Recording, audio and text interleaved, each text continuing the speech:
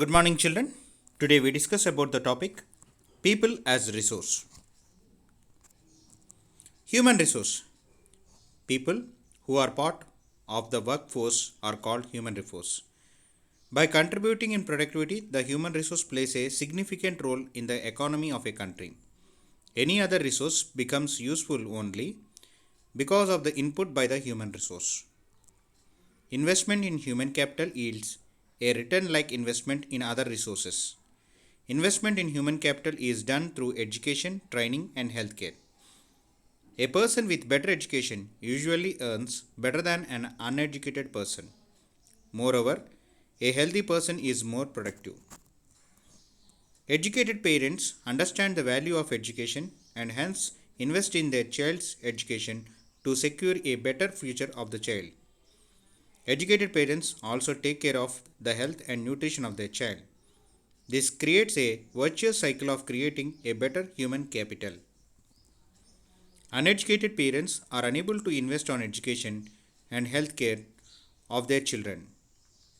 This creates a vicious cycle in which the coming generation is often forced to remain poor. Economic activities. The various activities have been classified into three main sectors: primary sector, secondary sector, and tertiary sector. Primary activities. Economic activities which are related to agriculture, poultry, farming, fishing, horticulture, animal husbandry, mining, quarrying are called primary activities. When we produce a good by exploiting natural resources, it is an activity of the primary sector. Secondary sector or secondary activities. Manufacturing is called a secondary activity. Natural resources are properly modified in secondary activity. Tertiary sector. The tertiary sector helps in the development of the primary and secondary sectors. All the services are included in this sector. Trade, transport, banking, education, health, tourism, services, insurance, etc. comes under tertiary sector. Market activities. When some product or service is produced to be sold in the market, it is called as market activity. Non-market activities. When some product or service is produced for self-consumption, it is called non-market activity. For example, if a farmer produces just enough to meet his family needs, then his activity is a non-market activity. Similarly, the work of a housewife is a non-market activity because she is working for the benefit of her family members. Quality of population. Literacy rate, health and skills determine the quality of a population. Illiterate and unhealthy population can be a liability for the economy. Literate and healthy population can be made into an asset for the economy. Literate and healthy population contributes towards GDP of a country. Education.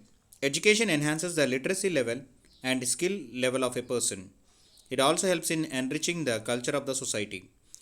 Presence of educated persons in the society indirectly benefits the illiterate persons as well.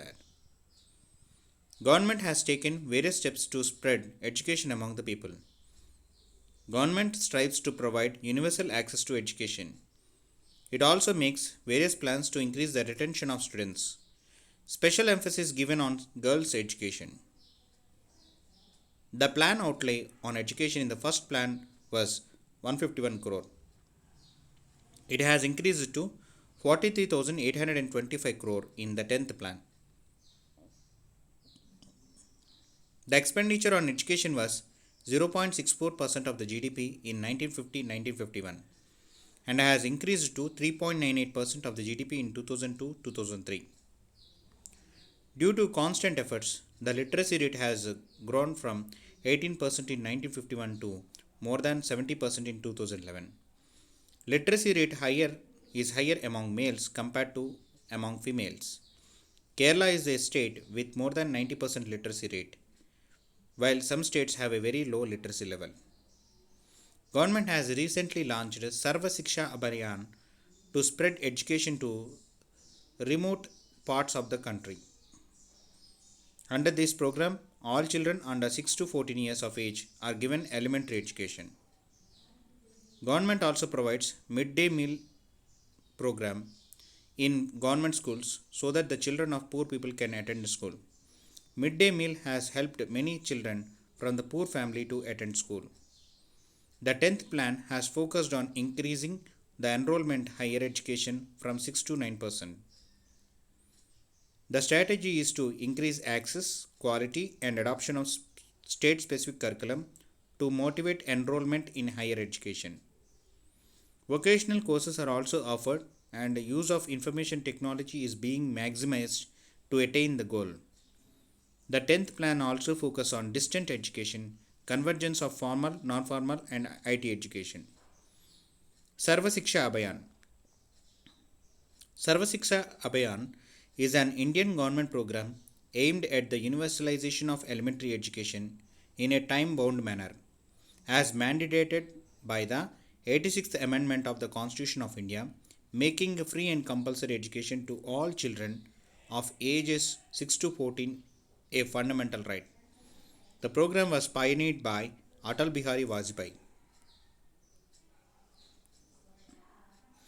History of Sarva Siksha Abhiyan. As an intervention program, Sarva Siksha Abhiyan has been operational since 2001. However, its roots go back to 1993-1994 when the district primary education program was launched with the aim of achieving the objective of universal primary education. District primary education program was over several phases covered 272 districts in 18 states of the country. The expenditure on the program was shared by the central government 85% and the state governments. The central share was funded by a number of external agencies including the World Bank, DFID and UNICEF. The Right to Education Act came into force on April 1st, 2010. Some educationalists and policy makers believe that with the passing of this act, Sarva Siksha Abhiyan has acquired the necessary legal force for its implementation. Present goals of Sarva Siksha Abhiyan. Its goals of 2015 were to open new schools in areas which do not have them and to expand existing school infrastructures and maintenance, address inadequate teacher numbers and provide a training development for existing teachers, providing quality elementary education including life skills with a focus on the education of girls and children with special needs as well as computer education.